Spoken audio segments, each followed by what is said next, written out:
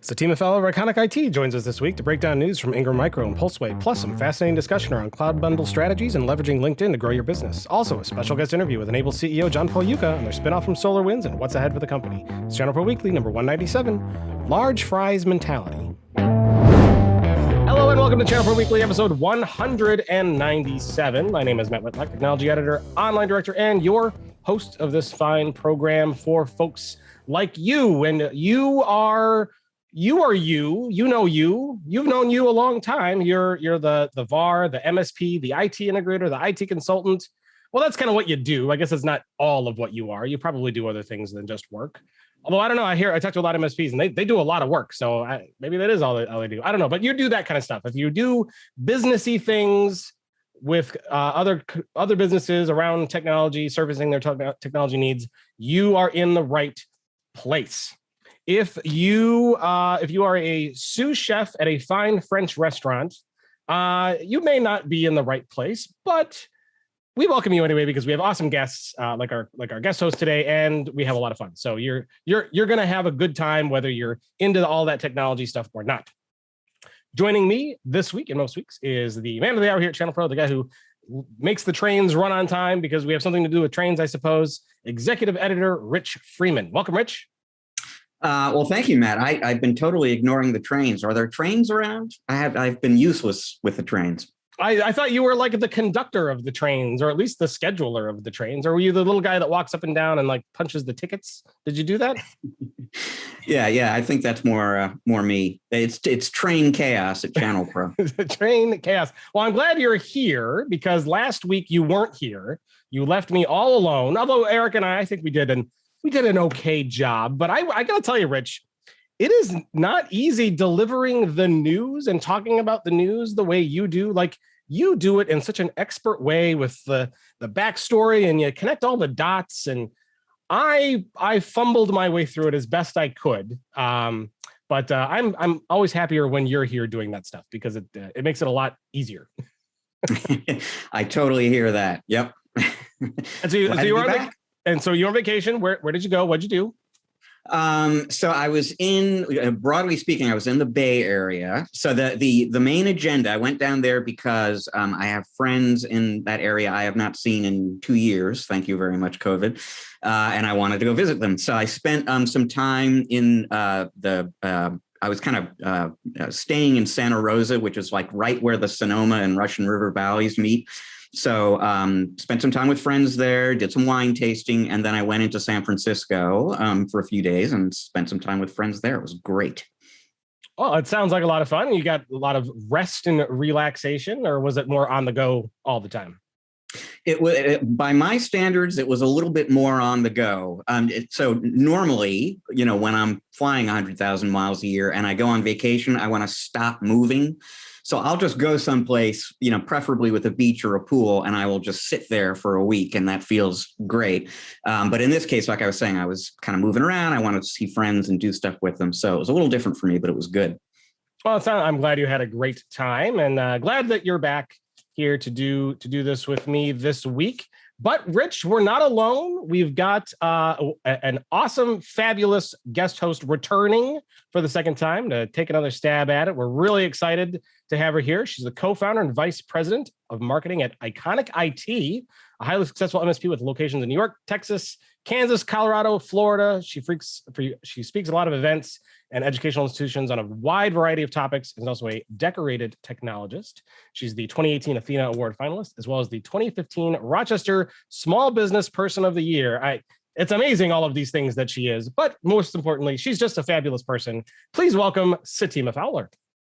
Thank you, Matt. I appreciate it. I guess I bombed so much last time. You guys are giving me another chance to redeem myself. No, it was a great show when you were on. So for those who wanted to go back and catch our first show with Satima, it was episode 163, lovingly titled Sexy Saz, one of our more provocative titles we've had here on ChannelPro Weekly.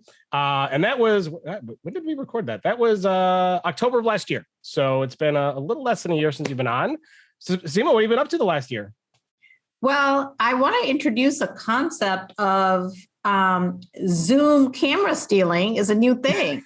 So sorry to everybody who's watching this, not on just an audio, but a video, but I'm using my crappy laptop camera because somebody actually stole my Zoom camera. So I guess with with COVID and us all working from home and using Zoom meetings, this is a new thing. Okay, so let me summarize the story for people because it's really important. So she was kind of selling something. Some people were in her house to take the item that she was selling and literally stole something from her while in her house. Like, is that the summary of it? Yeah, I was using Facebook Marketplace and I listed my bed because I'm upgrading. They came to buy the bed. They gave me my asking price. And today I find out, well, where's the camera? The camera from my desk is gone. And so the moral of the story, folks, there's two takeaways from that. One, people suck. And two, people will steal anything that isn't nailed down. So go and grab that big bottle of like super glue and just start gluing everything in place all over your house or office. Yeah, I don't recommend you do that with your favorite liquor bottles, bourbons, and the wines, because, yeah, that's not good. Well, then you got to lift up the whole table and kind of go like this, but at least it won't get stolen. That is an option. You're right. So crazy story. I know you were telling us a little bit about that before the show started, and that's just the gall of some people it's just insane what people will do. But I'm glad you're here, Satima. So not everybody caught episode 163 back then. We've got new listeners and new watchers. Why don't you take a couple minutes and just tell people about you and what you do at Iconic IT? No, thank you. So other than getting my camera stolen, busy trying to grow Iconic. And, a couple of years ago, I used to have a company that we ran in Rochester with my husband, partner, Mike Fowler, and it used to be called Capstone IT. And then 2 years ago, we decided that we want to have a more presence and we want to grow.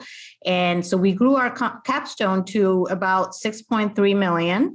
And then we merged and became known as Iconic IT. So now we have locations in multi-states, and we are a $30 million company now, and we are growing both organically as well as through acquisitions and mergers. And so busy. Yeah. And so, we were kind of coming out of the whole pandemic thing, because I know when we talked in October, it was still, it's not like the pandemic was new back then, but it was certainly, we were still all definitely in like lockdown kind of mode. And then like we've been kind of coming out of it, but now we're all kind of going back into it. What's it like around you? Are you starting to travel again? Are you hunkering down now? Where are you at in the whole pandemic range? It's so interesting you say that. So so officially for each location, July was the time where we said, we're going to open the office back up. So when people came in, we made a big deal. We had balloons up. We made a party at each location. And then we made sure each of the VPs, the owners were at one of the locations at the day. So we made a big deal about welcoming people, but we still said, it's up to you. We're open, we're here, we're going to do like free lunches and stuff like that. But if you don't feel comfortable, you can keep working from home. So, because, we have all the tools. So, but we are noticing that with the newer employees, they're missing out on a lot of the knowledge base, the talk. And so we're really encouraging at least like Friday, let's do a luncheon and ticket burn down day and be together in the office so we can solve problems together. So we're trying, because people are, like some people were dying to come back. Some people are like, I'm so comfortable working from home. Why do I have to come back? So we're kind of like, taking it easy and bringing it back a little bit more organically instead of mandating it. And then I think for our clients, pretty much most of them are all back in their offices. So we are, back to going on sites. We're still helping them. And then in terms of lead gen, we are actually planning our first in-person seminar starting mid-October. So we're going to do a wine and cyber event at each of our locations where we're going to invite like a small group of CEOs to come over, and we're going to do some wine tasting. And but up until now, we've been doing webinars. So this is October is when we're going to start our first in-person events. Well, I hope it goes well for you. I know with things like variants kind of messing around with everything. Hopefully your in-person plans continue to go forward. Rich, when I was listening to that, we need wine tasting at our events. Why don't we do that? Well, you know what? No kidding. The friends I was visiting in Santa Rosa are winemakers. They grow grapes and they make wine. And we were talking about, because we're going to be doing an event in Southern California in November. And we were kind of talking about, could you guys maybe come down there and do a tasting? I don't know if the hotel would go for that. This idea has come up, and we'll see if it goes somewhere. I just, whatever happens, I want to be included in the tasting part. Absolutely. Of the wine. So yeah, Rich, don't forget about me. Yeah, you see already we've got people signing up. You got 2 people who will show up. I don't know about a room full, but you got 2. I suspect wine tasting will bring in the crowds, right? At least we could only hope. Hey, Rich, speaking of events, we got one of those coming up next week. Indeed, we do. Technically, it's Newton, Massachusetts, just outside of Boston. But yeah, you and I and the rest of the ChannelPro team are going to be in Massachusetts next week doing the what is it? The third or the fourth? The fourth of our ChannelPro Forum event. The third that has been in person, because the Chicago show had to be online only. Right. Yeah. So we have 6 of what we think of as these regional hybrid events with both an in-person audience and a virtual audience this year. First one, like Matt said, it was virtual only, too early in the year to get a live audience in the room. But we have since been in Atlanta and Dallas. Now we're going to be in Boston next week. Similar kind of agenda, great content about maximizing your cloud margins and zero trust security and sort of the new normal for MSPs as we come out of. We certainly hope we continue to come out of the pandemic. Sales advice from our good friend Mike Schmidtman. So tons and tons of good content. Obviously, virtually, there is no limit to how many people can attend, and we probably have some room still at the event site as well. So if you are available and interested, folks, events.channelpronetwork.com. Look for the link to the New England event, and hope to see everybody there. Yeah, I hope so too, because as it's also unfortunate when we do have an event and we're traveling on the road, it is really hard to put a show together. So there will be no show next week. Just warning everybody in advance. But if you want to see me and Rich, you can come in person to Boston or wherever that. What time is it? Newton, Massachusetts. Newton, Massachusetts. Come out to Newton, Massachusetts, and join us, or join us virtually, and then you can see our bright, smiley faces next week as well. So Satima, you've been up to a lot over the last almost year, but one of the things that you were working on that I know we wanted to talk about was this kind of an initiative you're putting together on Instagram, which is kind of like a new page with inspirational stuff. Tell us about this project. Yeah, I'm super excited about this. And I hope like your listeners don't tune this out, because up until recently, I used to be like, Instagram, well, that's not for me. It's something like my kids are on, whatever. So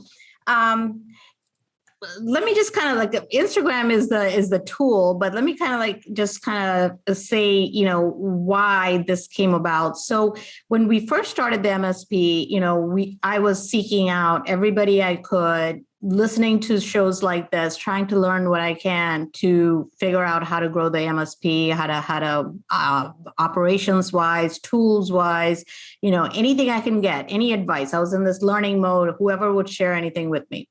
Then I went, as the company started to do better, then there was a part of me, I think, was so focused on, producing, and I didn't want in almost in a little bit of a competitive mode where, I wanted to win, and not that I wish bad of anybody, but I was like, oh, how do I beat my competition? How do I get there? And I think now I'm in a phase of my life where I am so comfortable with where we are and what we're doing that something in me I just want to share in a more intentional way. Of course, I've always done shows like this where I share everything, people want to know: sales, marketing, secrets, everything. What tools do we use? What price? All that. But I think I wanted to do it in a more intentional way. And I chose the platform Instagram because after I started kind of like looking into it, It is a really different platform, like let's say than LinkedIn or Facebook that most of us are familiar with, at least in my age group. But Instagram, to me, it's like a blend of very creative, mixing the creative with the technology. And that's what I wanted to do. I was like, how can we mix the two? Because I'm an engineer, but I'm very, very creative. Like I paint and do all that. And I was like, is there a way to share my message, share my lessons learned about this growing this MSP business in a more creative way? And so that's why I chose the Instagram platform. And I would love for your listeners to log in. There's no charge, nothing. It's a free Instagram page. So my handle or whatever it's called is at SITIMAFOWLER. So at Satima Fowler.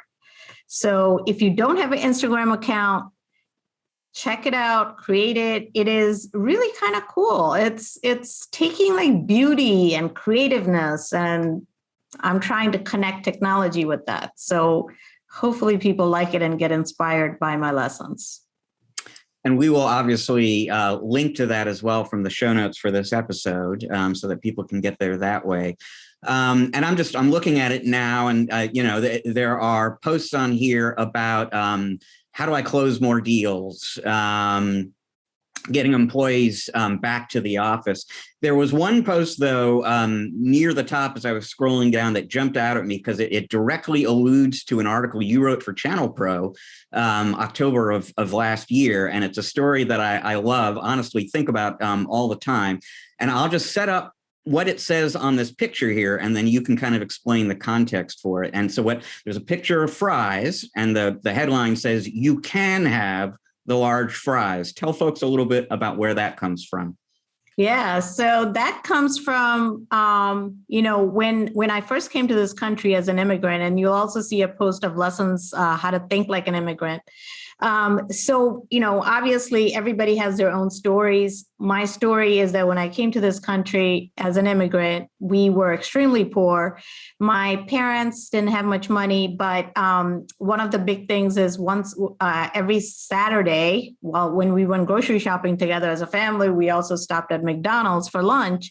And one of the things we shared was a small bag of French fries. And it was so much fun. Like, we were like, oh my gosh, we get to eat like American food, and, we're out and all that. And then I think that the analogy that I use here is one day I saw, a man sitting next to us with one of those big boxes of fries, the ones that's red, the supersized, big, shiny red.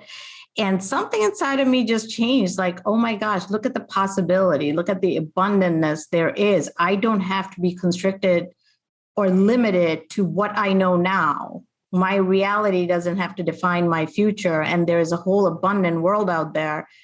And it's just up to each one of us to go grab it. So that's why I say, you can have the big fries. You deserve the big fries. And I think the way you put it in the article, and this is the thing that I come back to all the time, is, you looked over at this person next to you, and it's like you have a whole family sharing a small fries. There's one person with the large fries. And that was the moment when you adopted a large fries mentality. And that's the idea, this idea that there is this goal, there is this thing that I can reach, and I just need to have the mindset to go get it. Which is just a great way for entrepreneurs to think. But even I, will sort of think that, hey, let's get that large fries mentality going here. Yep. Right after this show, I give you permission to go get yourself a large fry.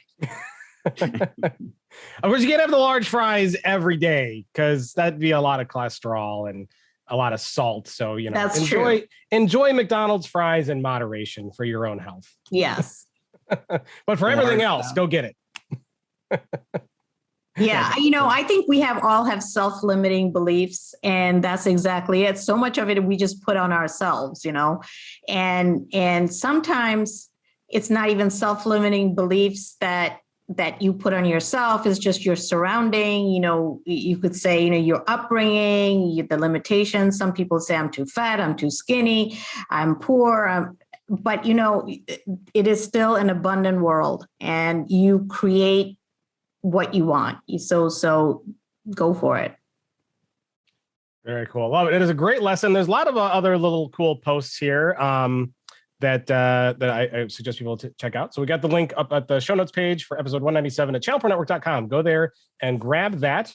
We'll also, if you're watching on YouTube, open the description area and we'll put a link to it there, as well as to all the other stories that we're going to talk about today, because we got Satima for the whole show here. So it's going to be a lot of fun.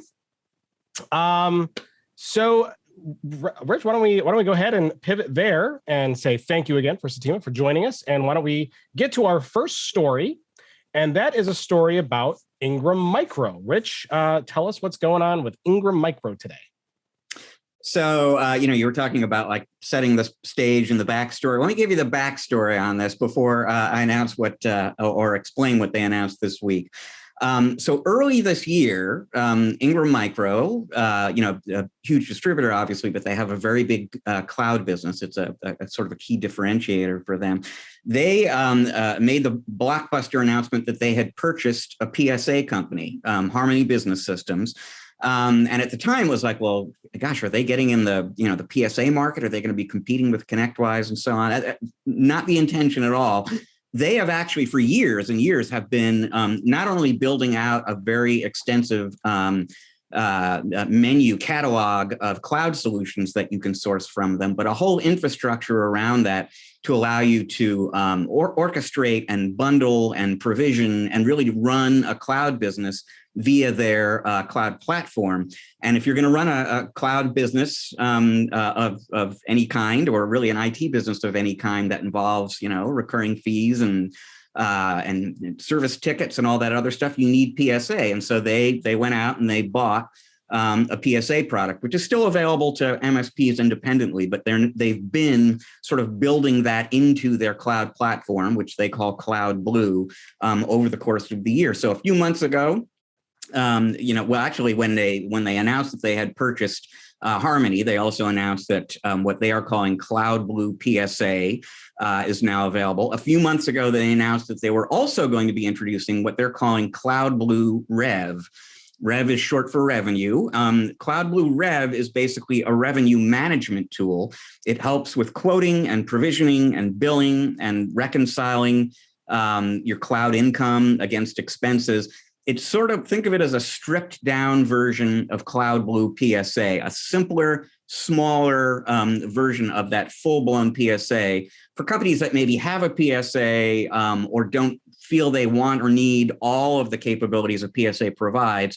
Here's sort of a smaller version of that really helps you with the core functions that a PSA product can provide. Now, when they announced, I believe it was in May, when they said, hey, we've created this thing called Cloud Blue Rev, it initially became available in the UK.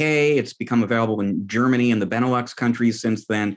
This week, it became available in North America too. So if you are an Ingram partner in the US or Canada, in addition to Cloud Blue PSA, you now have the option of acquiring this Cloud Blue Rev tool as well to help sort of manage your Ingram-based cloud business.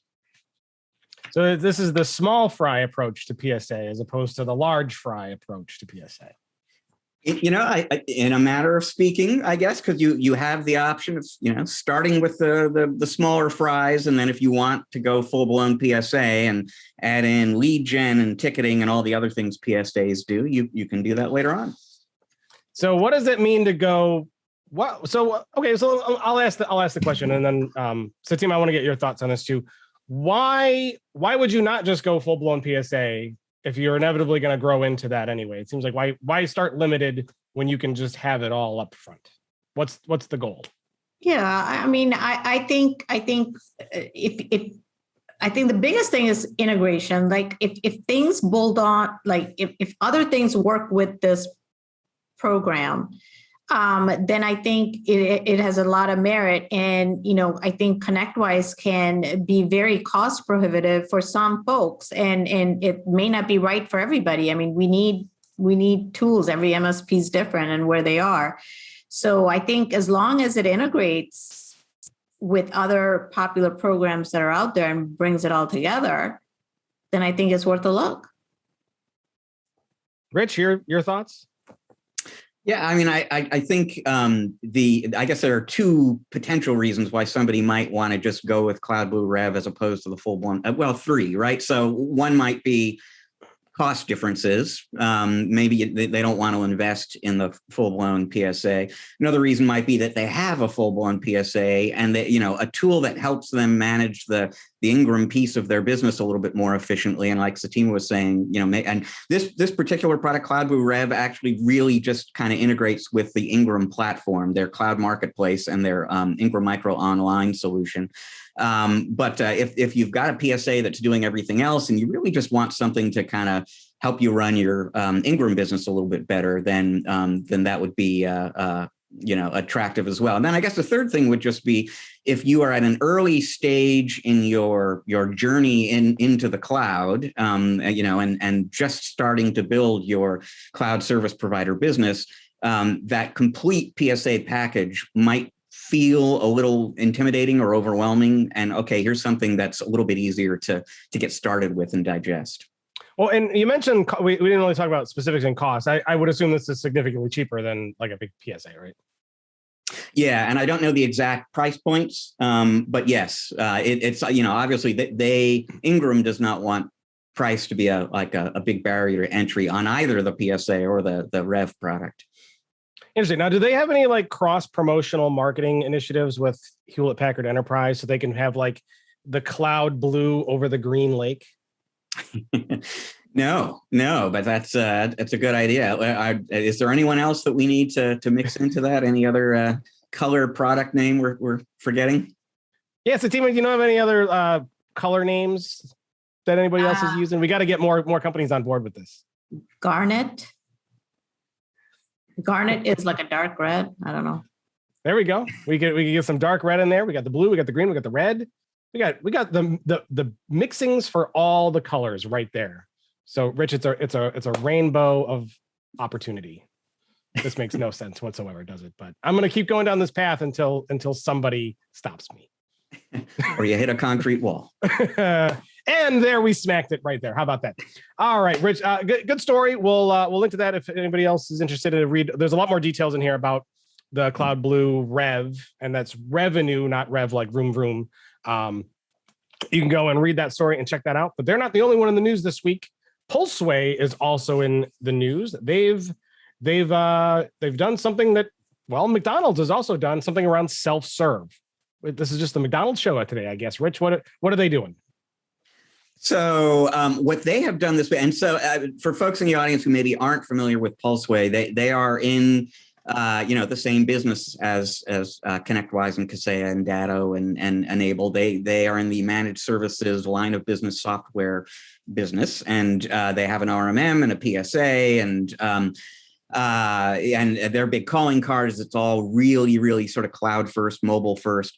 What they did this week is something that some of these other companies, bigger companies they compete with, have had for a long time, which is a self-serve end user, self-serve client portal. So basically, in addition to picking up the phone and calling your help desk, you provide a website that the customer can go to if they have questions or problems, and report that problem, get more information, et cetera. Typically, the way these portals work, though, is, okay, I've got an issue. Instead of picking up the phone, I go to the portal and I create a ticket online there, and then that gets dumped into the PSA, and the MSP will kind of take action on that for me. What Pulseway did is different than that. It's kind of interesting. So last year, they added a feature to their RMM system that's a sort of workflow automation engine. It basically allows you to create scripts that say, if you get an alert about this particular kind of issue, here are the steps the RMM tool should take on its own without any assistance from the technician to figure out what's going on and hopefully resolve the issue without a technician actually having to participate in that process at all. So what Pulseway did is connect that workflow automation engine to the self-serve customer portal so that if somebody needs a password reset, let's say they go to the portal, they say, I need a password reset.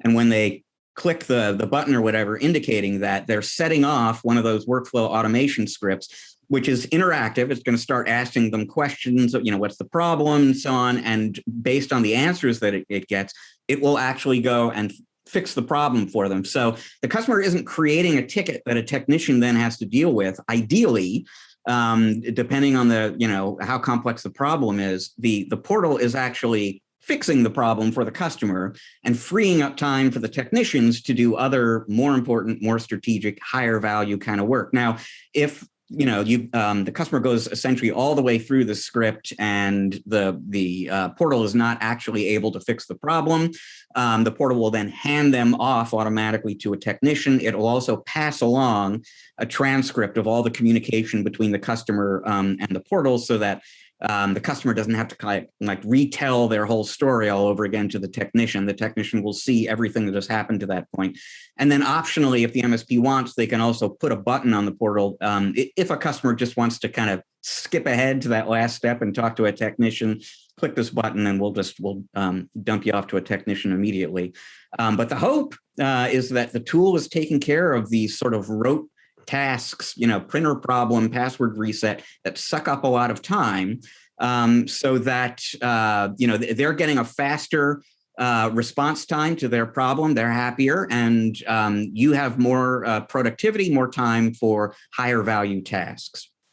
Yeah, isn't it the worst when you're going through any kind of call center thing, and you've been talking to somebody and they hand you off to somebody else, but then you have to re-explain everything all over again. Isn't that the worst, Satima? Yeah. I mean, if you look at where the world is going, if we can self-help ourselves, I think people want to do I look at the whole Tesla buying experience, and I think how revolutionary. I don't know if you've ever gone to the Tesla site. Let's say you want to go buy a Tesla. You literally pick everything you want and you say, submit, and it gives you your total. There's no haggling. You pick all the features, the color, everything. And if you say, okay, you want to buy, your car shows up. It's all done online without talking to a single person. And they're totally revolutionizing how a car is purchased. So I think in our industry, the more we can allow people, because there's a segment of our population that is always going to pick up the phone and call for help.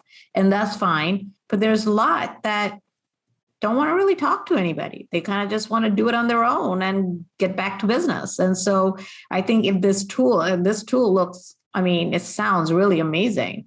I think super cool. Yeah. So Rich, I have a question on it. So how complex can the scripting be? So you said it can help troubleshoot and help kind of fix problems, but can it provision licenses? Let's say the person is out of storage or needs additional Microsoft 365 features. Can it detect that that's the solution to the problem and automatically provision new tools and stuff to the user? Or at that point, would it have to go to a technician?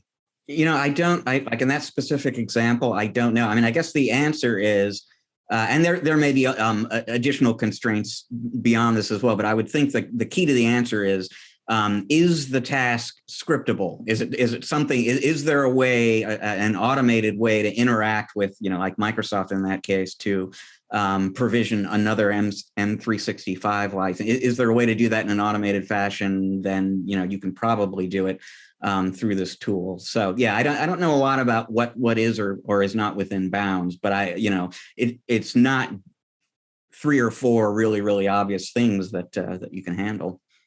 Yeah, I guess it kind of lends itself to the self-help nature of where we're going. Is this has to do with just the fact that as younger people kind of come into the workforce, they're just used to not interacting with people because they generally don't have to. So are these kinds of things going to be a requirement for everybody going forward? And do employees want to use tools like this? And I think the answer is yes. Yeah, absolutely. I agree with everything Satima just said. And I think it's true today, and it gets progressively more true every day, that the customers, MSPs serve, they do everything else in their life on their phone or maybe on their laptop, and they want to do their tech stuff that way too. And so, we've spoken before about the business messaging, the texting functionality in Citricom's VoIP solution, for example, where it's and this is something people are doing on their phone, but increasingly they don't want to use the phone to talk to a human being, right? They want to text with somebody. And it's just a reflection of how people kind of like to run their life these days. Let me interact with a website or a bot or text with somebody, anything but call the help desk. For better or worse, this is the way the world works. And I do think MSPs are going to have to be able to, it goes to the whole customer experience thing. If you want to provide a great experience to your customers, you have to kind of do business the way they want to do business with you. Rich, do you know if this is a chat feature or how does a client initiate the software? So there, it is a chat. So that's actually a good point. So they initiate things by going to this portal site, and they'll see sort of a menu of issues that they can report and so on. But I was kind of talking about how you get dumped off to a technician. That begins with chat. So what happens when you say or when the script terminates, didn't fix the problem, is the tool opens up a live chat session with a technician. Oh, that's cool. Yeah, it seems like this would be a win-win for those who like portals like this and like to kind of self-help themselves, and good for the technicians because it might be able to solve issues before it even gets to the technician, and that makes your business more efficient and more scalable. Does it not, Rich? I agree. So check that out. There's some links in this article to learn more about this particular tool and some of the things that. Did they talk about pricing? Is this an expensive tool to start using? No, in fact, up to 10 users, it's free or no additional cost beyond what you're already paying. And then beyond that, 10 to infinity, or I guess 11 to infinity, is $55 a month. And how do they define a user? Someone who uses the portal, or how many technicians you have on staff? I believe users is technicians. Technicians. Okay. Well, so $55 a month for unlimited. That's certainly not unreasonable. And if it saved you, I'm sure you could do a cost analysis on that. Like if it saved you from your technician from having to answer the phone 6 times, it probably paid for itself, right? Yeah, I've got to believe the ROI on $55 a month. Assuming this tool is successfully solving a lot of, or resolving a lot of alerts for you, I got to believe the ROI on that's actually pretty good. Yeah. How many large fries is $55? I'm kind of curious. I think it's small fries, actually. Well, yeah, it will get you to the large fries. It will allow you to scale and grow and get more clients because they're happier. I agree. So check that out, folks. We got that up on ChannelProNetwork.com. Lots more information there. Go give it a look. Tell us what you think of it. If you try it out, send us an email, podcast@ChannelProNetwork.com, or go into like the description area on YouTube and tell us what you think of this. Does it work well? How flexible is it with the scripting? What ways are you using it? We'd love to hear your stories. But that's it for the news. I'm excited to get to the next 2 stories because Satima, I think you're going to have a lot to say here on these because you're kind of a well-connected person, very social savvy. So our next story is to talk about LinkedIn, and it's called 5 Ways to Reconnect with Your LinkedIn Audience. Rich, why don't you set up this story and tell us what it's about? So this is actually an article that appeared in the August issue of the magazine, most recent issue of the magazine, called 5 Ways to Reconnect with Your LinkedIn Audience. And the premise basically is that now that, there is more and more in-person stuff happening, as we were talking about before, this is also an opportunity to sort of reconnect electronically via social media with your customers. The author of the piece is named Bob Woods. He's the chief marketing officer at a company called Social Sales Link. They're a LinkedIn and social selling training and consultancy firm. And he ran through, a number of different ways that you can use LinkedIn specifically to get the attention of, kind of reconnect with a customer. So, for example, LinkedIn can alert you when somebody you're connected with gets a new job or a new title. Nice opportunity to send them a quick note. Hey, congratulations. Sounds really exciting. You can set it up to give you alerts on, work anniversaries, your 5th anniversary in the current job, or on birthdays, for example. One example he cited that I didn't even really know about, but is actually a really smart one to take advantage of, is there's an underused feature in LinkedIn that basically lets you see who has looked at your profile. And so anyone interested enough to, take a look at who you are and what you do might be somebody worth following up on. But like you said, Matt, I mean, the main reason I kind of put this on the show sheet today is because we are talking to a VP of marketing. And I was talking with the CEO of a very big MSP in Chicago, who Matt, as well, Rick Jordan from Reach Out Technologies. And they're like, I don't know, they're somewhere north of 4 million a year now and growing very fast. And he told me basically LinkedIn is pretty much all he does on marketing right now. He has a team of people, I don't know how many, but multiple people who are sort of managing his profile in LinkedIn. And that's pretty much their lead generation engine right now. And it's been very, very successful for him. So I wanted to take advantage of Satima's presence on the show just to get her thought about the role and importance and power of social media marketing.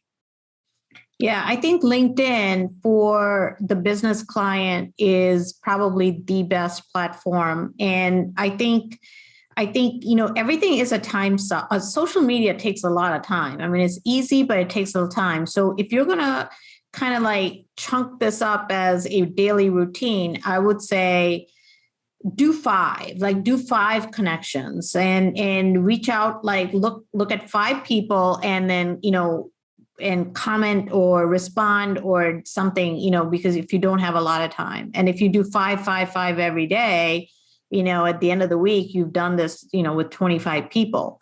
So I think that's one of the tools that I do is try it that way.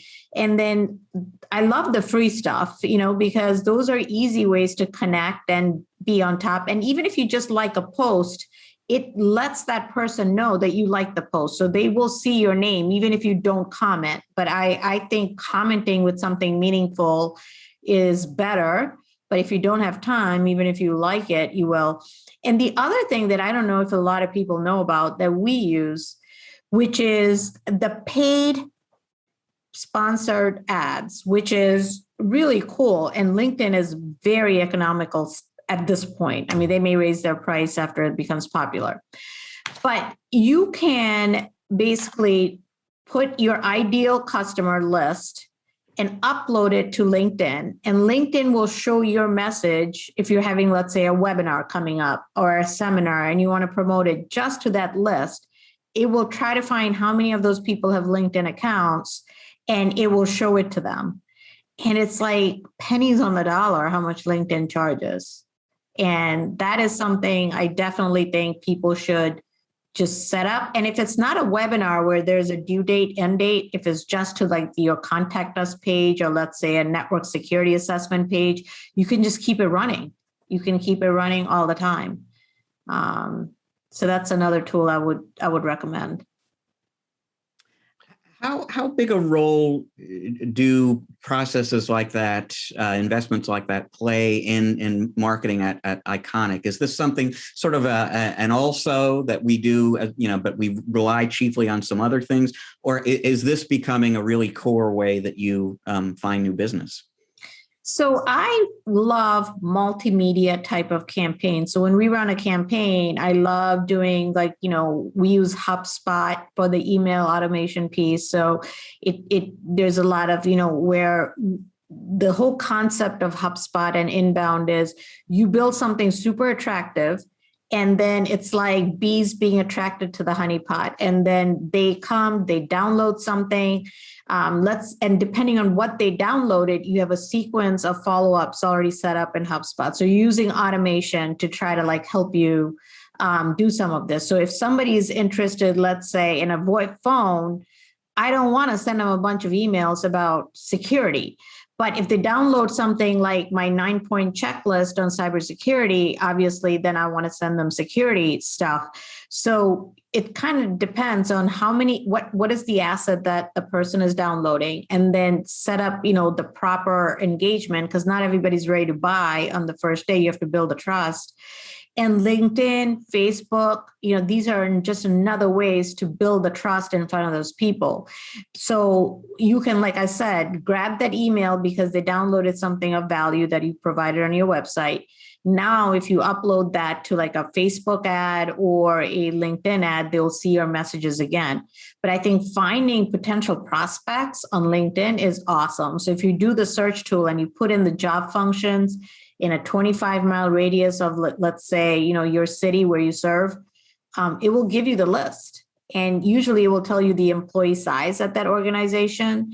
It will have that way to connect with that person, how to message. You can buy like the LinkedIn, the Sales Navigator subscription, where it will actually let you message.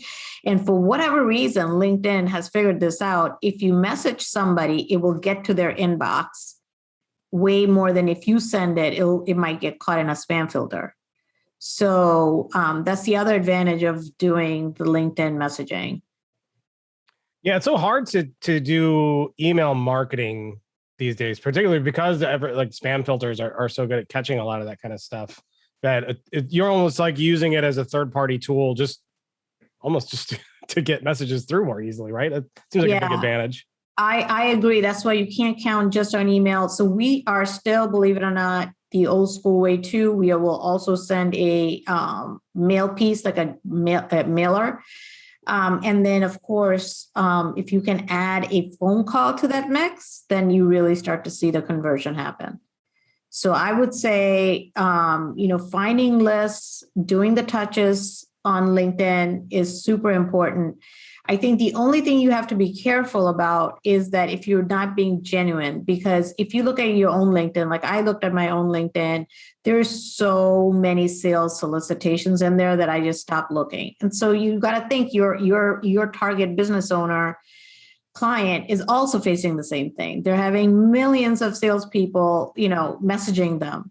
So unless it's something of value and you are really like connecting with them, like in a personal way, I would just be careful of using like, maybe people in Philippines, just like working your account. I don't know. I mean, that's the way I would be. I think it has to be personal.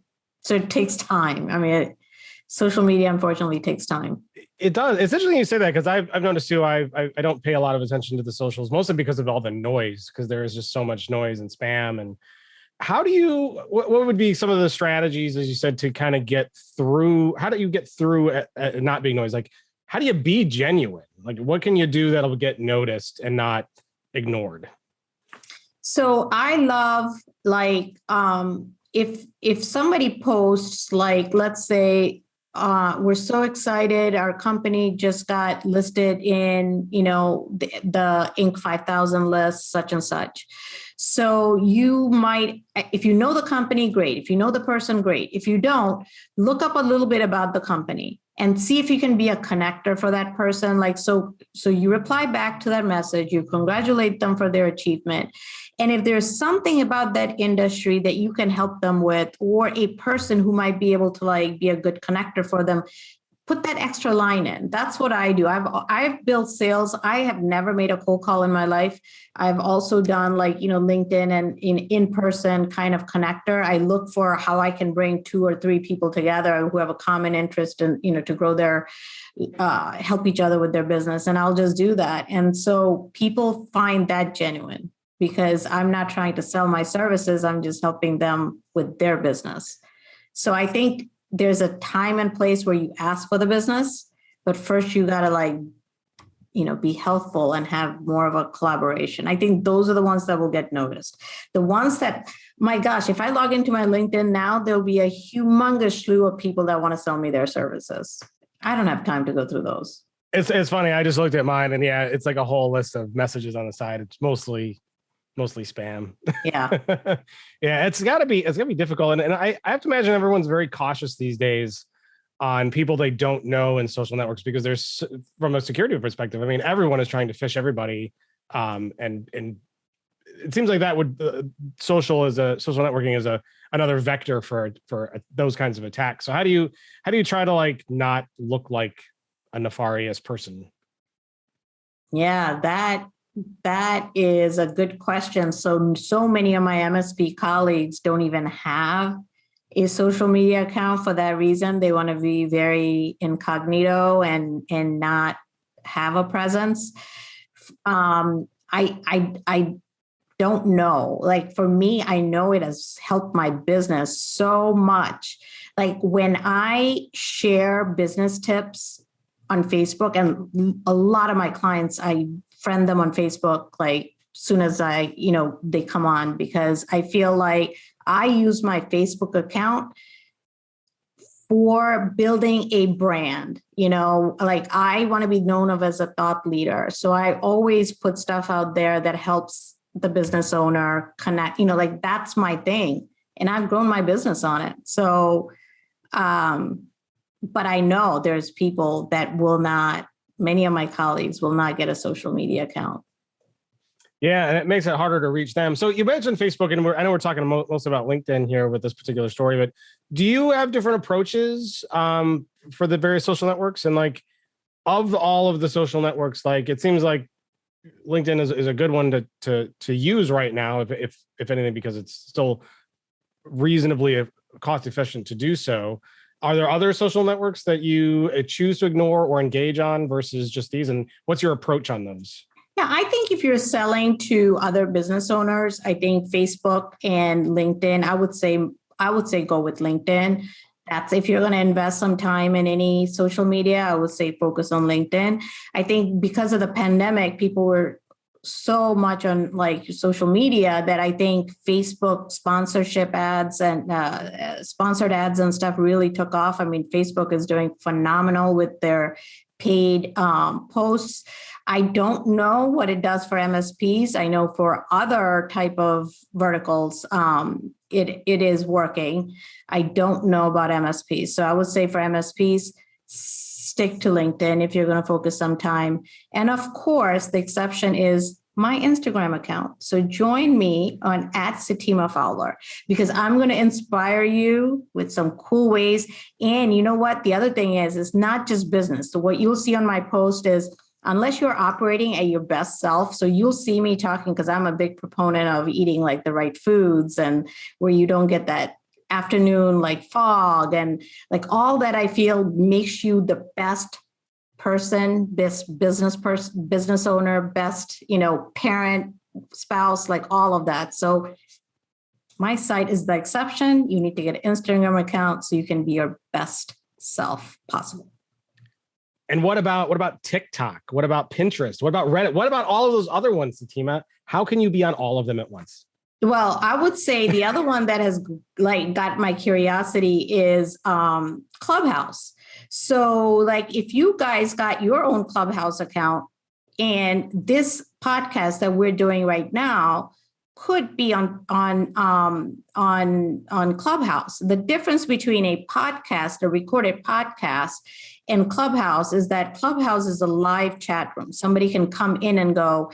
It is as if you're walking into somebody's, seminar and peeking in with the door and see if they're saying anything interesting, and you're staying. If you don't like it, you leave. So I think Clubhouse could be something potentially. So if you have a subject matter that you want to, kind of get your own radio show on, this is your way of getting in free. You just create a Clubhouse account and start getting speakers, start talking to people, and you don't have to get any like high-end equipment like you do with the podcast and all that. So Clubhouse is of interest to me. I don't know, like anything, like you have to plan it out, and you got to stick to it. You can't just do it one day and then, not keep up with it.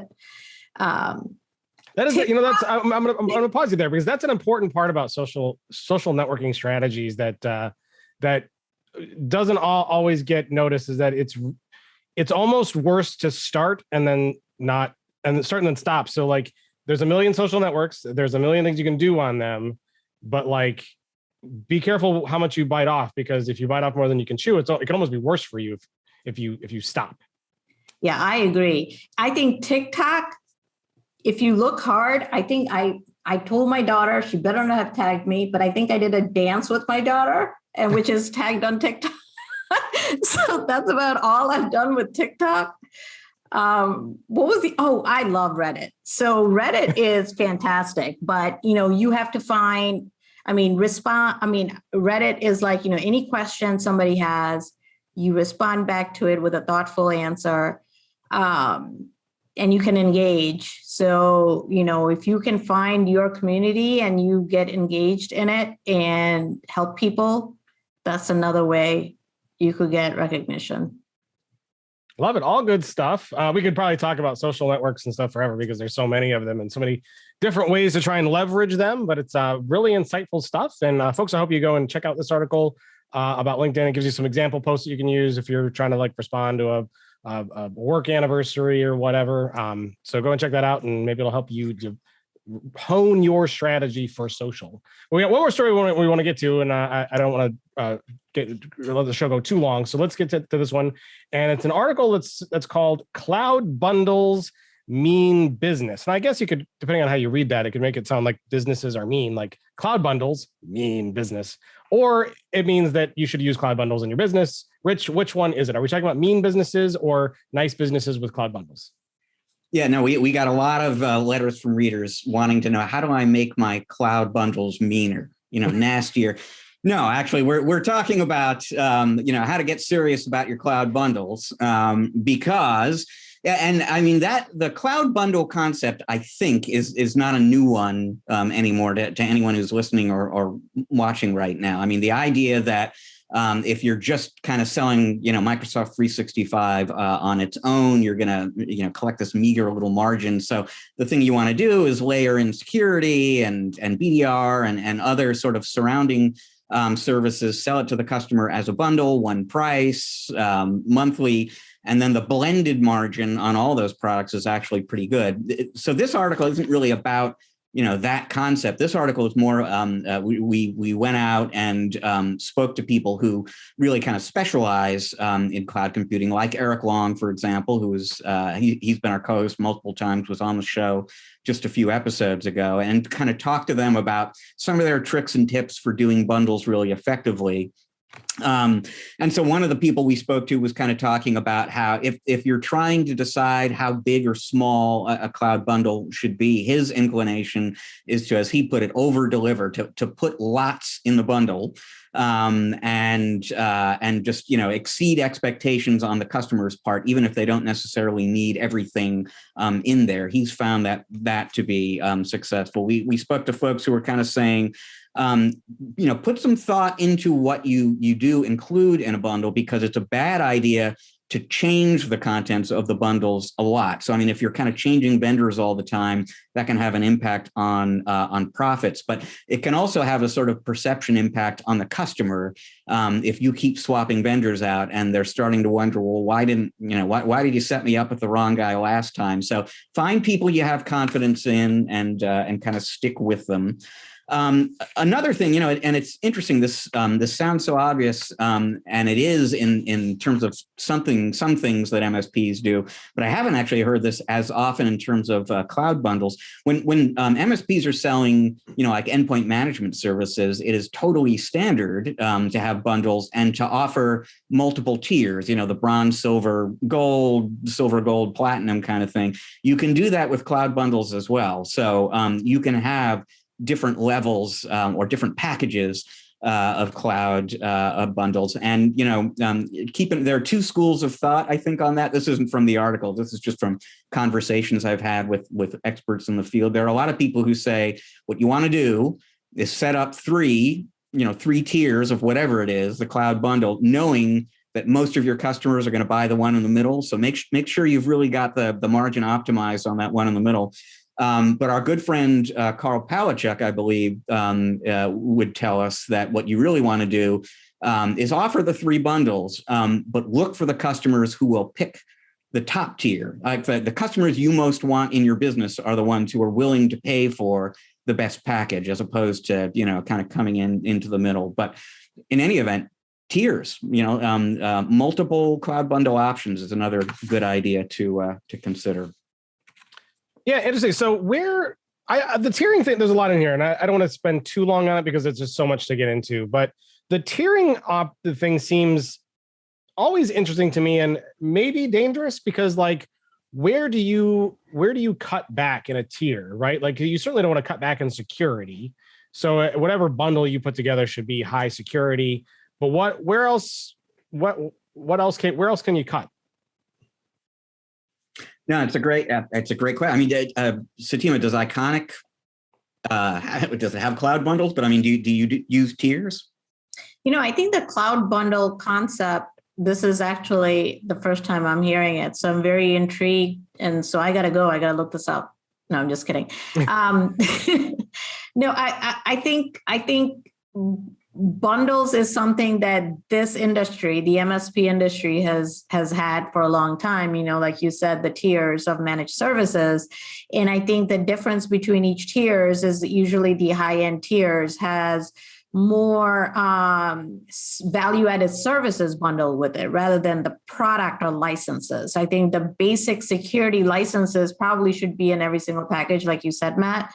But is there a 24/7 response? Is there, after-hour support? Maybe that's what's included in the highest end bundle.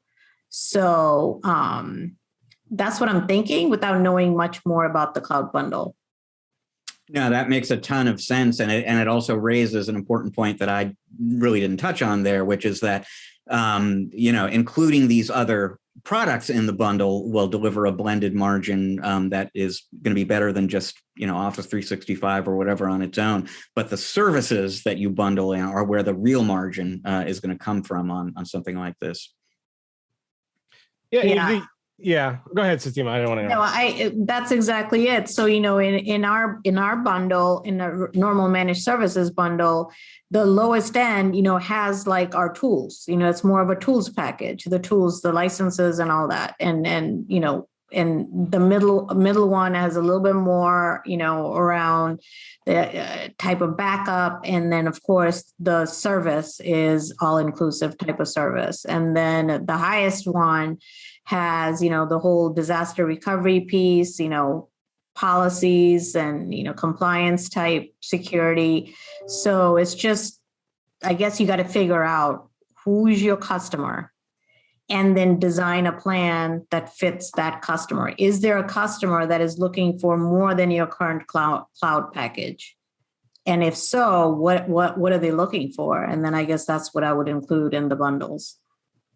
So when you're going to kind of put your bundles together, and it sounds like what you're saying is you go for more of a tools and licensing kind of approach from the bottom. I think there's some danger in a tier like that because it makes it very easy to price compare, and it doesn't add a lot of your services that make doing business with you unique and what they really want. But I'm sure there's some of that in that tier as well. How do you try to? What's your approach into the margins? Like, how do you try to balance the costs to be competitive, and how do you structure that? Well, I think like anything, you basically, people are buying because they're buying you. So if the salesperson, business owner is selling, like they're buying almost the salesperson. And if they like you, they trust you, I think you should always try to go for your, full-blown plan. And if you see they're just not there, and you want to still get your way in, get your foot in the door, I would say then, say, oh, by the way, we do have something else that I want to show you. And then maybe show them your lower end plans if they're not buying the bigger one. But I think I like the plan, like in it, I've waffled back and forth. Initially, we only had one plan. We said the customer, we're the experts. They don't buy IT services every day. So we need to show them how to buy IT services, and we need to tell them what they need because they don't know. I mean, they're a doctor, they're taking care of people's, hearts. They don't know IT support and what they should get and what they shouldn't. We're the experts. We need to show them and tell them what they need for their business. And we need to give them one option. So I had done that for years and years, and we had success. And then I think like now we show the other ones because we figure, I think it's just, there are people like co-managed where they already have an IT department, and perhaps you want to get in just with your tools. that's one thought. So we have a entry-level tools only package to sell to somebody who has some IT people in-house. I guess that makes sense too, because even if you can't get somebody to bite at the high end up front, if you get them into the door with an entry level, it probably is a natural progression that you can continue to sell up as they discover they have other needs that need to be filled, right? Yeah, and and we actually look at profitability. They're both profitable because if they utilize you for any services, they're paying by the hour, and those hours add up. So, but it's their choice. They either want a fixed fee type of model, or maybe they are okay with, hey, if something happens, I know I'll be paying by the hour, and I'm willing to take that risk. And with technology, like I say, we don't make the hardware or software. We're like the people that are taking everybody else's work and trying to make it work. And oftentimes it doesn't. And so they do need us. They do need us to come in and fix that and make it all work. And those hours add up. Yeah, very, very interesting. I wonder if you should also bundle in a coupon for a free large fry McDonald's with the high-end bundle. Maybe that'll make it a little bit more attractive. Mm. The Happy Meal bundle. The Happy Meal bundle. The biggie and it can come with a little toy, Oh, I like the toy idea. Yeah, you can tie it into movie franchises just like they do. It'll be awesome stuff. This week in your bundle, you get the little Monsters Inc. mini figurine of whatever that is. Is there a new Monsters Inc. movie coming out, Rich? I don't know. I don't even know what movies are out anymore.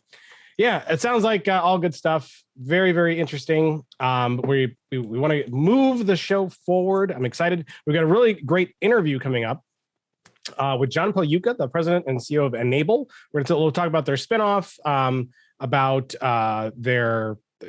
what they kind of plan to do in the future. So it's really, really interesting stuff. We're really excited that we got him on. Unfortunately, Satima wasn't able to join us for that. We had to record it a little earlier. She wasn't available until later in the day. So, but she will be back with us on the other side. But it's a great interview. Stick around for that, and we will be back in just a few minutes.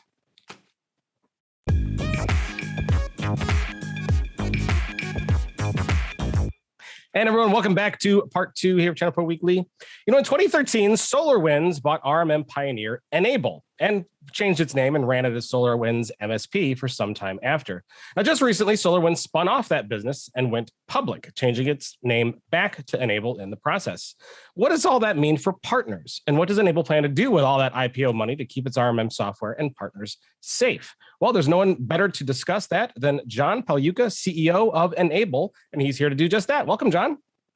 Hey, Matt, appreciate the time and good intro and also really good job on the last name of the pronunciation of my last name. So good job here.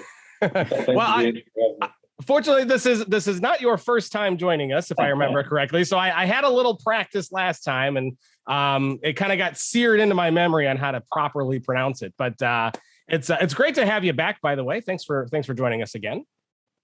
No, likewise, and happy to always be with you and with Rich as well.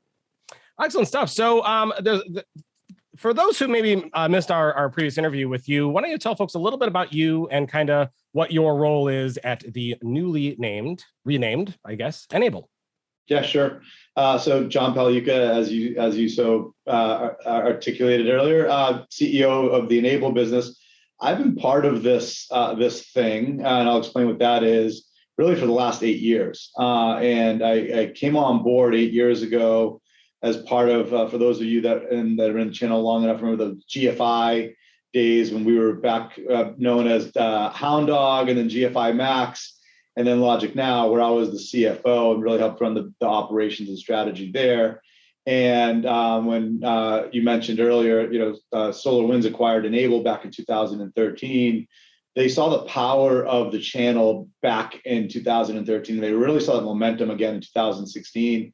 And SolarWinds doubled down and acquired Logic Now in 2016, and they asked me to run the business. So since 2016, I've been running what the artist formerly known as SolarWinds MSP, and now Enable. So that's the job. We have a lot of faces that the channel knows, folks like Mike Cullen, Frank Coletti, Dave Weeks, that have been with us for 15 years, 15 plus years in the industry, and we brought on a bunch of new faces. And today, where we come to market as a spin out, as you said, of that business separately, a separate traded, publicly traded company new team. I call it Enable 2.0, or Not Your Granddad's Enable. We can talk a little bit more about what that means in a second.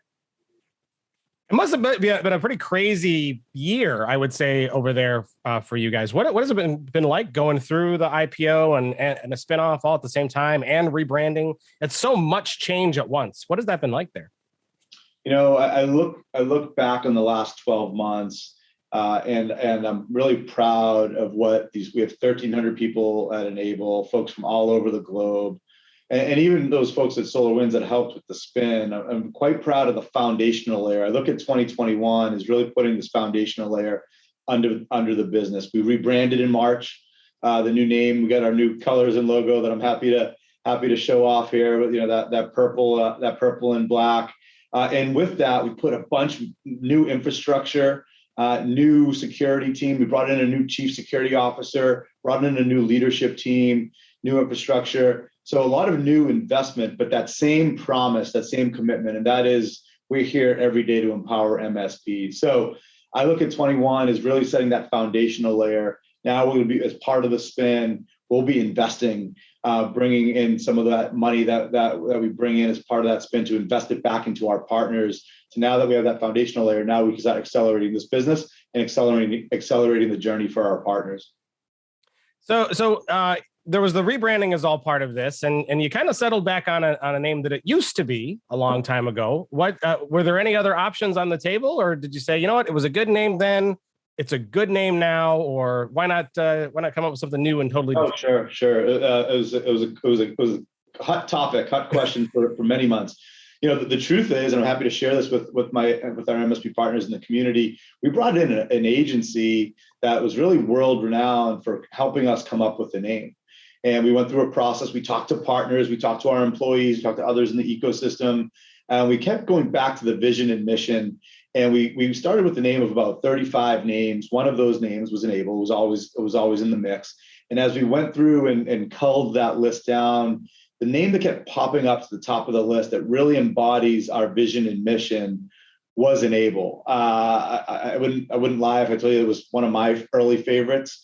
I just like the name. I'm a sucker for puns and dad jokes. I have 4 kids. And so, the fact that we're enabling MSPs, we're enabling really the small, medium enterprise to help them with their digital evolution. It just worked. Frankly, I like a name that's a verb that can be played into a verb. And at the end of the day, after that long process, we said, hey, let's go back to that. And the other thing is, look, that Enable business that was built in Ottawa like close to 20 years ago now, they did a lot of things right. Mike Cullen, Frank, Dave Weeks, they really helped build a tremendous amount of businesses in the community, really pioneered what managed services meant. So a little bit of it was a nod or a homage to what those guys did. And frankly, it carried a strong brand recognition when we talked to partners. So I'm pleased. I was one of the insiders that was pulling for that name, but we let the process go through and we had these experts come in. At the end of the day, we went with what works and what really resonated with our partners. So was there a close number 2? You don't have to tell us if there was or what it was, but I'm curious, was there a name that was like, it almost was this? Yeah, there were 2 other names. One sounded Greek and the other one was a little bit of play on the SolarWinds name. So I'll just tease you and say that. Actually, one was a hybrid between an Italian word and a Greek word that meant forward together. And forward together is actually our mantra at Enable. And inside our 4 walls, we call our team Enablites, which definitely worked with Enable. Enablites, why? Because we want to enable IT. And what we say both to one another, but also to our ecosystem and our partners is concept of forward together. We can't do this alone. We call MSPs our partners, not our customers, because we know we give them the platform, some business know-how. They do a lot of the rest and move this thing forward. So we had another name that was a little bit of a play of a Greek-Italian kind of mix on forward together, but I'm quite happy with the Enable name. Hey, see, if I was going to try to put together a Greek and Italian word, I'd end up with something like Euro spaghetti, and I don't know if that would make a very good company name. It had some O's and S's in there. I'll just leave it at that. Awesome stuff. So the IPO is done. It's behind you now. You raised probably a pretty good amount of money. I imagine you got a new coffee machine for the break room. But what are your plans going forward? Yeah. So and Matt, just because it's important. So we actually didn't IPO. It's a little bit of a technicality. What we did is filed a Form 10. We separated the business, and then we began trading.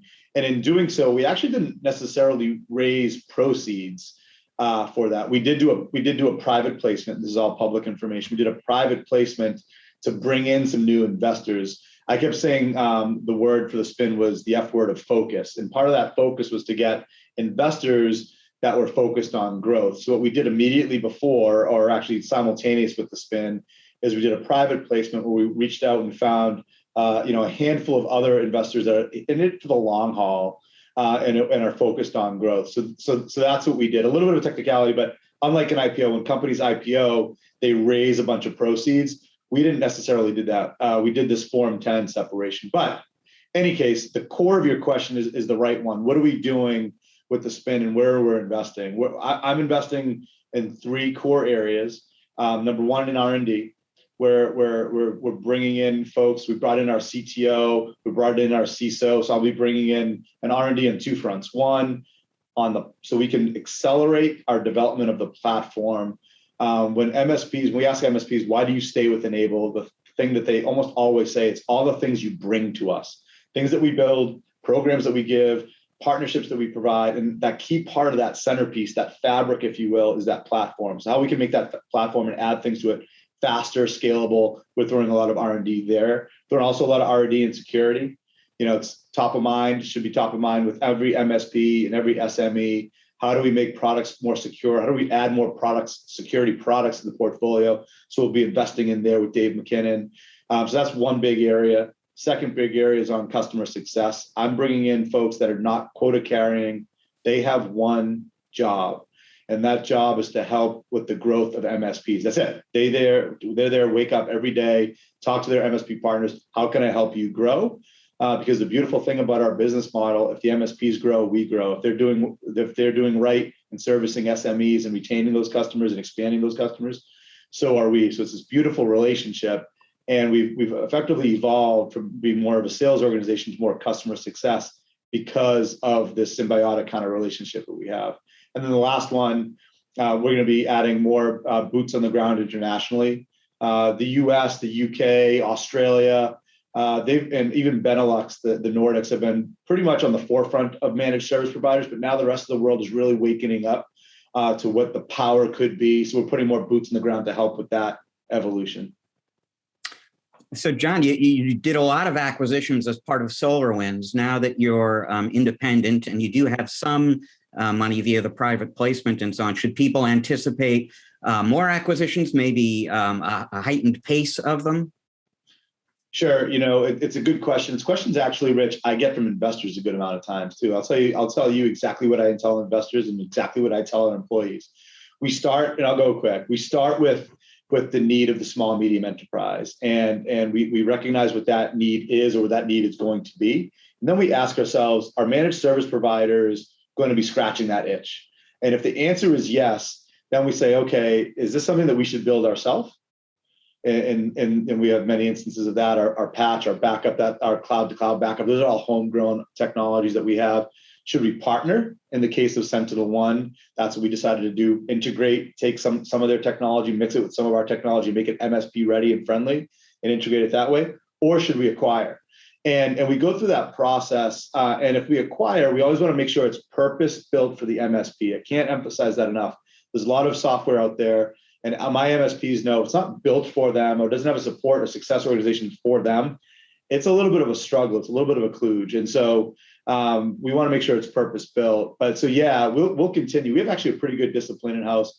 We'll continue to look organically and inorganically. And I would expect us to add on services for MSPs on both the organic and inorganic path. We're bringing to market DNS filter later this year in 2021. And, my guess is in 2022, we'll continue to push that pace. And some of that might be inorganic for sure.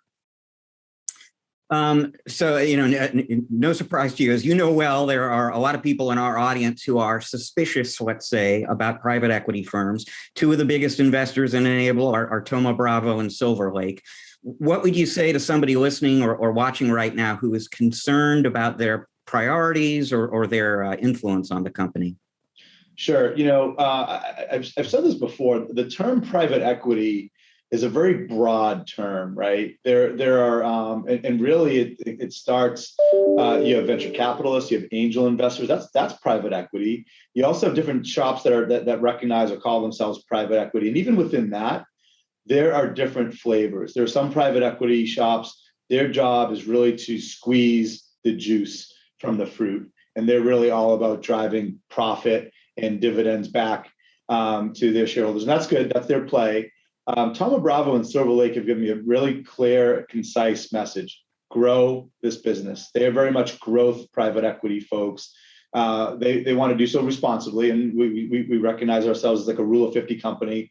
What does that mean? We want to have that right balance between growth and profit. But my focus from both Thoma Bravo and Silver Lake is to grow the business. The only way we do that, Rich, is doing the right thing by our partners, adding services, adding customer success.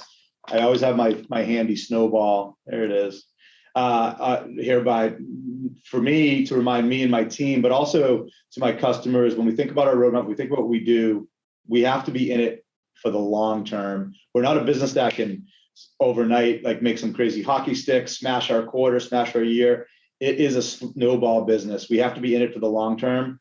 Silver Lake and Thoma Bravo effectively are kind of recommitting to this business and to this space with the spin, and they're in it for the long term. And they know the best thing for us to deliver a better return for our investors, for my employees, and for my partners is long term. And that's in growth and adding new services. So to my MSP partners that are out there, I want them to know that these investors, they're here for growth. And the only way that we grow is continuing to do what's right by the MSP. It's a closed community.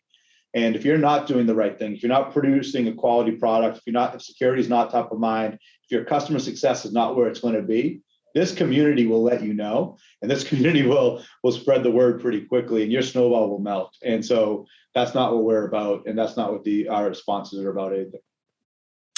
So speaking of investors, you're a public company now. That means 4 times a year we get to look at your financials. Yeah, fun. First time since going independent that you distributed a quarterly report was about 2 weeks ago as we're recording this right now. So because I'm a nice guy, I'll give you a chance to spike the football a little bit and talk about those numbers. But I'm curious more what they say to you both about the state of Enable and the managed services market more generally right now.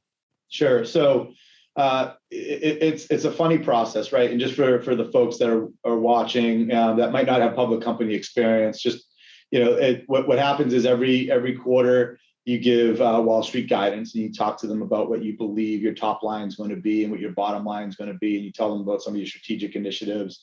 Happy to report, if you were talking about spiking the ball there, we beat our Q2 results. We're comfortably in the mid 80s from a revenue point of view. We beat our bottom line results as well. So by all marks, we're healthy. We're growing this snowball in a bunch of different ways. We gave guidance for the following quarter, and that's all publicly traded. I think what's more important for the MSPs to know is that we have a healthy business.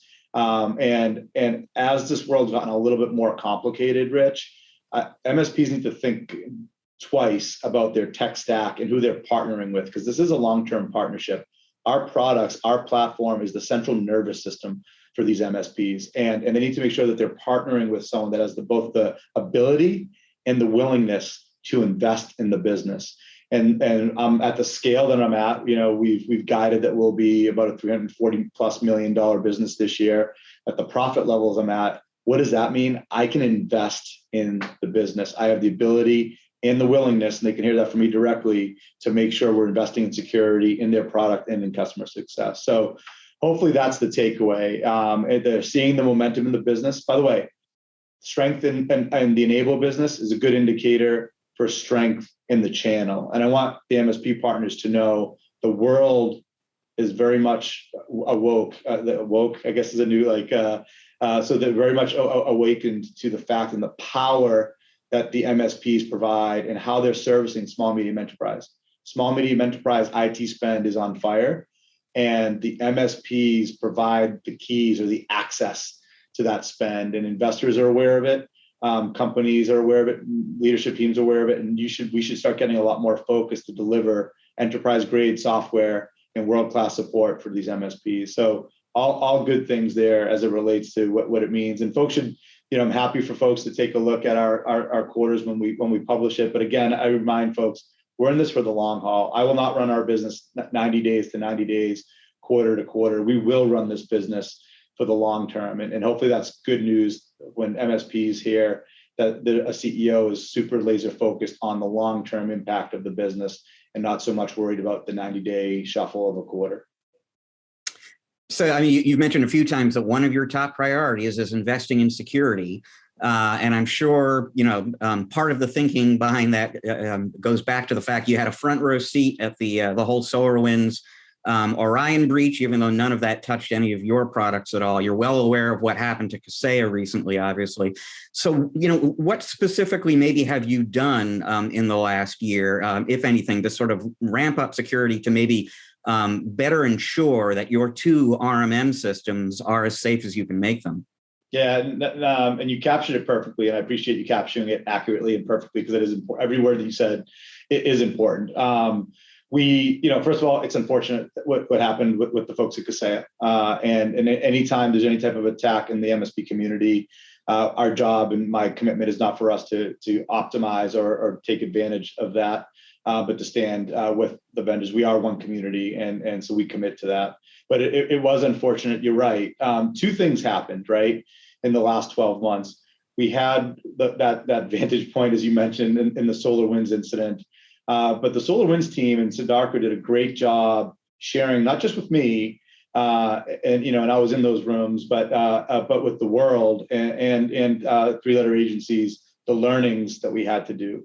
Supply chain, and where the bad guys are now focused on supply chain. And so what that means is we all have a responsibility. By the way, supply chain is the vendor. Supply chain is also the MSP. They're also the supply chain in this equation. And so we all have a renewed responsibility, I would say, or a heightened responsibility as to how we need to protect, because we've seen this new pattern emerging with the Kaseya incident, with the SolarWinds incident. They're both different flavors of supply chain attacks. So that was one thing. The second thing that happened, Rich, is that we were spinning. We were separating. Well, guess what? We had all the learnings from SolarWinds, and now we could apply this to go building anew. So unlike other folks in my space or in the broader software universe, CEOs and CISOs had to make a choice. They have their systems, they have their tech stacks. Geez, do I throw this away? Do I have to build? That's a big investment. I didn't have to make that difficult choice. I was building anew anyway. So we had the learnings of the SolarWinds incident and this opportunity to go build from scratch our infrastructure, our some of our DevSecOps, our security teams. And I was able to do that with the learning. So frankly, I feel I had an advantage leveraging what happened in SolarWinds in December through my spin in July, all that period to go build, 2021, 2022 style, a zero trust, secure by design infrastructure. So what does that mean? That means, we've rolled out new infrastructure leveraging, I won't go into all of the tech stacks. I don't want to tell any potential bad guys our inner workings, but a brand new environment. We have a dynamic build system. So what does that mean? We have repositories. We build up environments and burn them back down, so that there's not a place the bad guys can go after our code, because we're dynamically pulling it up and pulling it down. We've done a bunch of other things with segmenting and access. And what people should do, and I don't care if you're a Fortune 1000 company or if you're starting out as an SME, think about how people access their information. Think about who needs to get what, how to segment that, and make sure you're looking at a framework, like a NIST framework and the layered security approach. And you need to think about it holistically. If you're thinking about one element of it, you're leaving yourself exposed. The bad guys will find your vulnerability and where you're weak. So we have this ability to take a brand new holistic view with the learnings from SolarWinds. And people ask, hey, now that this happened to Kaseya, do you need to change anything? No, because we were already building anew, already doing some of these learnings. So it's a problem for the MSP industry, but it's a problem for any business, that they need to have this a little bit more of a heightened view. It's gone from, unfortunately, a potential inconvenience like a ransomware attack to now an extinction event for any type of company. So if folks aren't thinking about it, again, for that 360 view, you're probably doing yourself and your customers and your employees a little bit of a disservice. So, selecting a new brand, standing up a new infrastructure, working with investors. I know you have worked very hard, and your whole team has to, prevent any of that from being a distraction.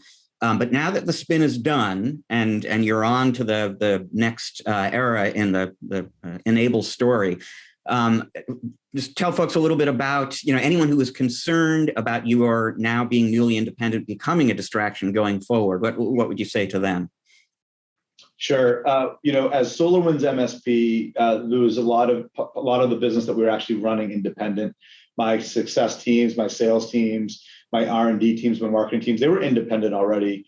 So we've not had to lose a step, so to speak, in the spin. Where we had to build some new muscle was around my legal function or my accounting function and some of that. So, but you're right. There's obviously a headwind. There's obviously a distraction. That's behind us now. And I can feel it, all the things where before, maybe even 6 months ago, we were talking about readiness for the spin, preparedness for the spin. And now we're really only talking about our 2022 roadmap. What is our long range plan? How do we live every day and support our mission to empower MSPs? So what I'm seeing is just a little bit more focus on the tomorrow versus on the preparing and the readiness of today. And I'm seeing that reflected in a lot of things. We're bringing more things to market already. We're thinking about different campaigns and different. By the way, when I say things to market, this is what's so cool about our business. Most people think, oh, it's a new product. Yeah, we do that. We have new products we're bringing to market. We have DNS filtering coming on later this year. But there's also other things that we bring. We have Market Builder, which is a program that's a marketing platform that MSPs can use for free to send collateral and information to new customers or existing customers to grow their business. We're doing a bunch of stuff with automation in our head nerds.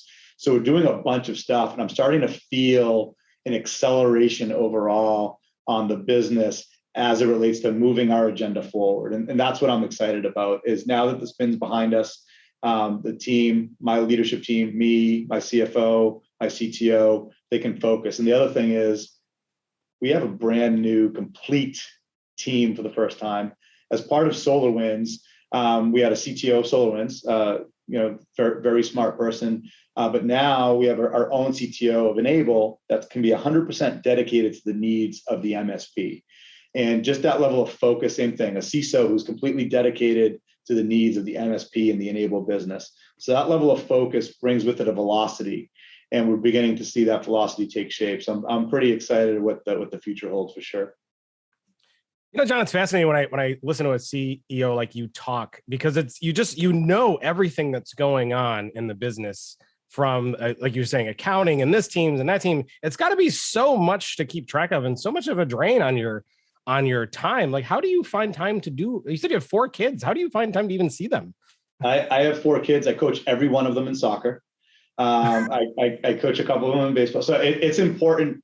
Look, work-life balance is important. Our technology allows us to do stuff. We're always on, you're always on, right? And so, but we make it a priority at Enable to make sure we have that work-life balance. I tell people all the time, you have your kid's concert, you have your kid's game, it's 2 o'clock or 3 o'clock, you need to go there.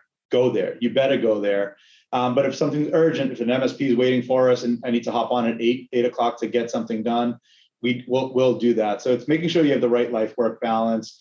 The other thing is, I tell this to my 4 kids, and I tell this to all young kids, get into a business and an industry that you love, because then it's a passion, right? Then it's a passion. The fact that we're servicing 500,000 small, medium enterprises, that gets me going in the morning. It's a responsibility, but it's also an energy. My family came from small, medium enterprise when they came over from overseas, and to know that we're helping these small, medium enterprises push their businesses forward gives me an energy. I'm a team guy. It's we before me here at Enable. I talked about that forward together. And I get energy from my team. I get energy from our partners. We talk to these partners and we see how we're helping them grow their business. So it's energy that I get. Once in a while I bump into a project or something that takes some of my energy. For the most part, it's actually energy replenishing. I don't know if that's a phrase or not, but yeah, it's good. But the big thing is, you're right. Family is really important to me. There's been enough stuff about me with my Italian dinners in the press, so I don't need to go over that with you guys. But it is important, and having a team that you can rely on is critical. And we've got a great team here at Enable, and they're all as passionate, frankly, as I am. And they all like food as much as I do too. But that's a different conversation for another day. Yeah, we'll have to dive into favorite Italian dishes, but unfortunately we are out of time today. But I'd love to have you back. Thank you again for being on and chatting with us and taking us through all that fascinating stuff. I didn't really understand all the differences between the private spinoffs versus IPO, so that I learned something. Rich, did you learn something? I did. In fact, I want to go back and look at my prior coverage. I probably said the wrong thing somewhere in there. And where did I get my knowledge from it, Rich? Probably from yeah, you. Exactly. Yeah, well, I mean, I don't have a degree in stock trading or whatever, so like, Hey, and thank you guys too. You guys do you have an important role here in this community, and making sure that the MSP partners are kind of informed and informed, because there's a lot of misinformation out there, and I believe your shop does a really good job making sure that they get the right story, and it makes the whole community better. So thank you for your part as well. Awesome. Well, thank you very much. And John, if anybody wanted to learn more about the new Enable, what you guys are doing there, where can they go? If they wanted to partner with you, where can they go? How can they find you? Yeah, sure. Look, the good news is they don't have to hide or find us through any type of SolarWinds kind of conduit now. You just go to enable.com. It's n.able.com, or ping me. I'm John.Pagliuca at enable.com. Hit me directly if you're a partner, for sure, or if you're someone who's trying to understand the space a little bit more, or looking to potentially have a change. Hit me up. We're pretty flat here at Enable, open door policy, and that goes for my partners as well. So I'm happy to take any email directly as well. Fantastic. Well, thank you again very much. With that, we are going to say goodbye to John. We're going to take a quick break. When we come back, we're going to be joined on the other side with Satima Fowler again. We're going to wrap up the show, some regular end of the show features, and we'll have a little bit of fun as well. So you won't want to miss that. Stick around. We'll be right back.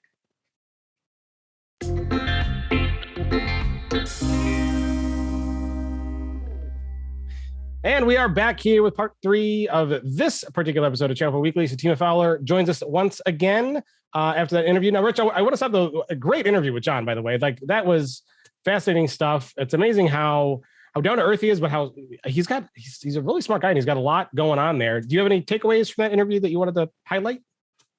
If I was an Enable partner, he said a lot of stuff in there that should be, encouraging. And now you got to wait and see if they deliver and so on. But there was a lot of stuff you kind of want to hear in there. But the one single thing he said that would probably be most encouraging for me was when, and if you were watching on YouTube, you saw him wave the plastic snowball at the camera. That idea basically that and now I'll use a metaphor that somebody from Tech Data once used with me in an interview. Enable is not going to be on the 90-day shot clock. They're not thinking to the next quarterly report. They're not going to make decisions based on what do next quarter's numbers look like to Wall Street and so on. They're thinking long term, and he really, really sort of hammered that point home, and that's a good thing, I think, for MSP. So that was interesting to me. What I will see will be interesting is whether or not they can stick to that, because when you're a public company, shareholders can be a very, very vicious group of people that you have to report to and execute their will. So it's great to say you want to look long term, but a lot of shareholders don't. They want to look quarter to quarter, and they want to maximize profits in any way, shape, and form. So hopefully they'll be able to stick to their guns. Do you think they'll be able to do that? I think it'll be difficult. I think you're exactly right. It's easy enough to aspire to kind of ignore that quarterly pressure. But if you have a couple of bad quarters, that can get particularly difficult. But I mean, there are a number of things that came up in the interview that are sort of like that. We were talking about, the impact and effect of having Thoma Bravo and Silver Lake, for example, own a big hunk of the company.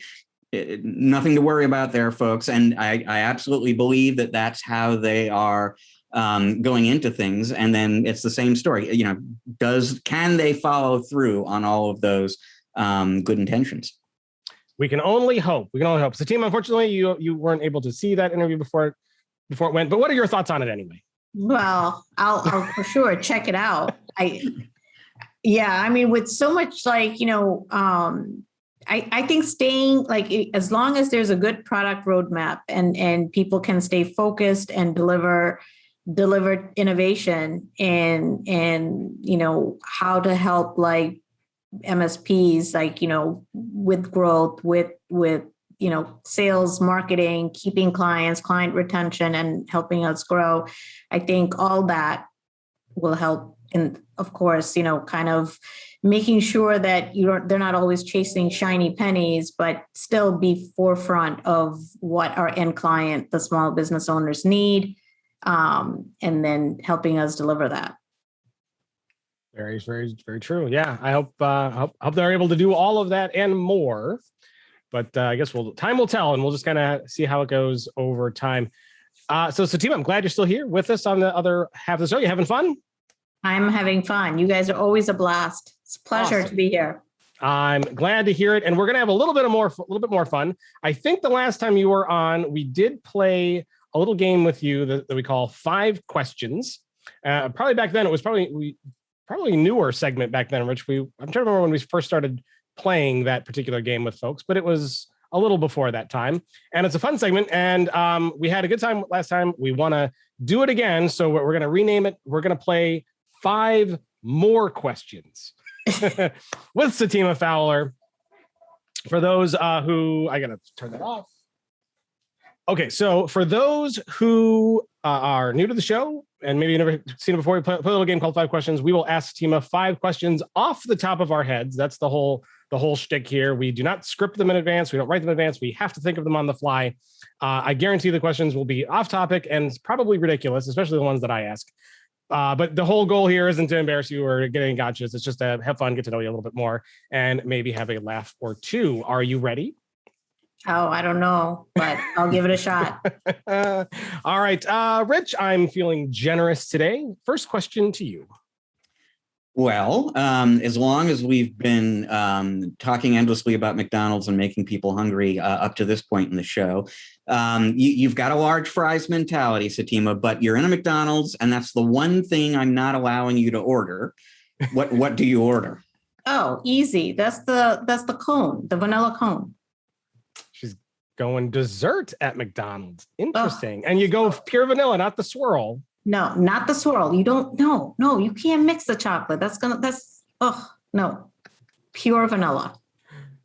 Awesome. All right. I'm going to ask a fast food question just because I also have to know, because we've been talking endlessly about McDonald's fries. If you can't choose McDonald's fries, because it's sounding like those might be your favorite. So you can't choose McDonald's fries. Who has the next best French fry at a fast food restaurant? Oh. Or if it's not your favorite, which one do you go to? No, it's Wendy's. Wendy's has great.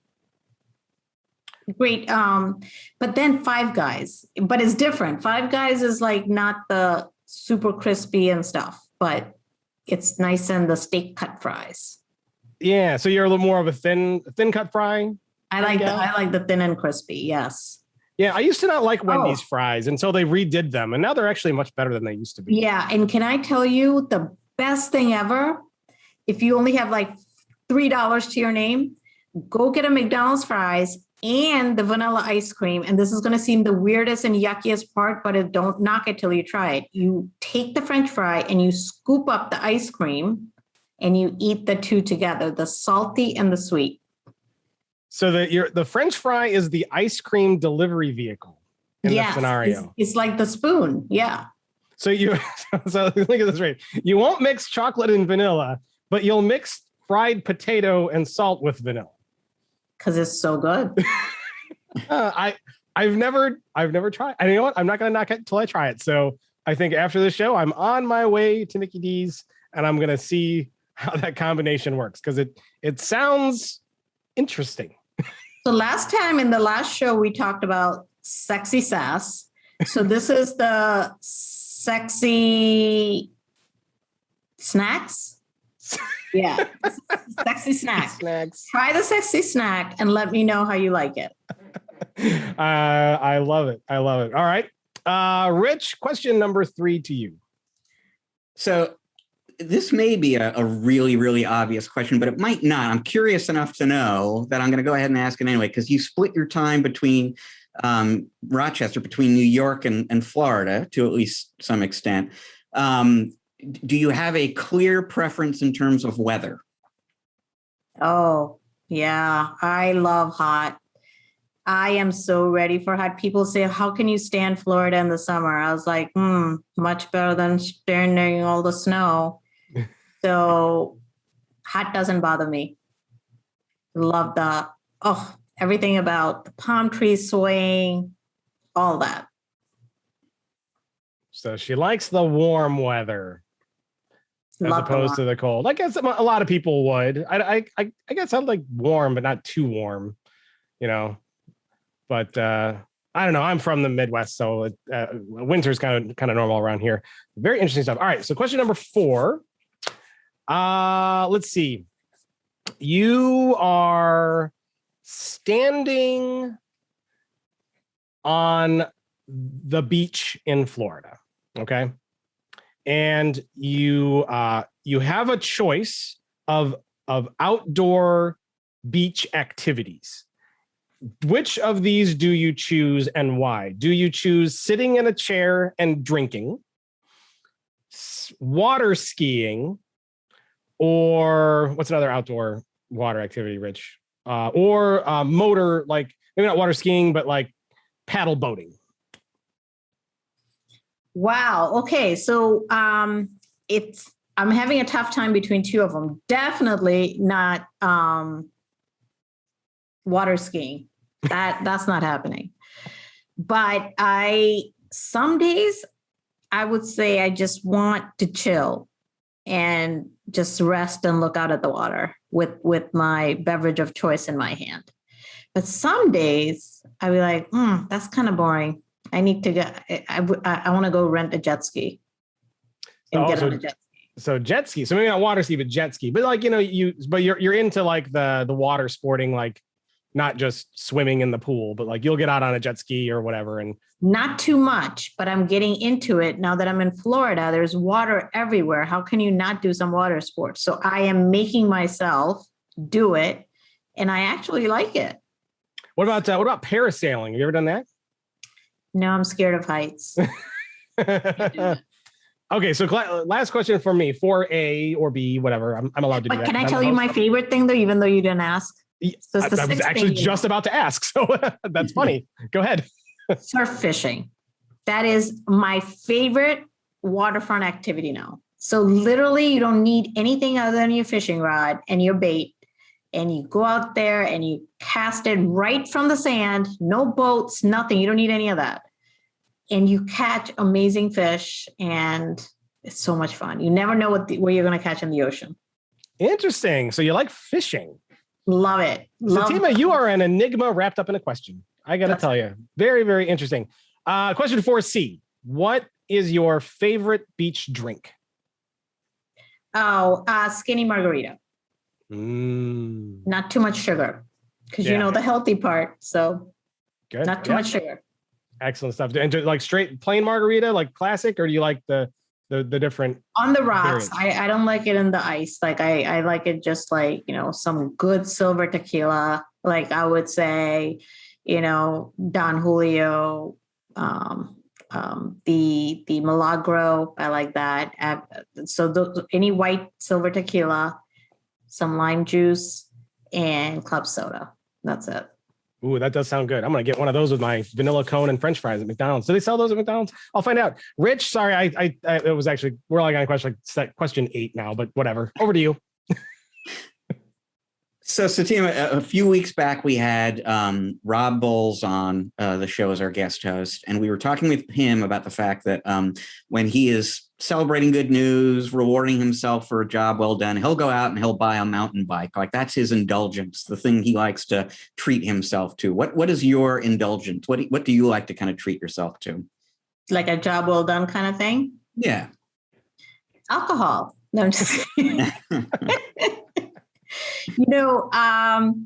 I think when you win a sales deal and stuff like that, it's a meal and something like a expensive bottle of wine that you normally wouldn't treat yourself is probably what I do the most.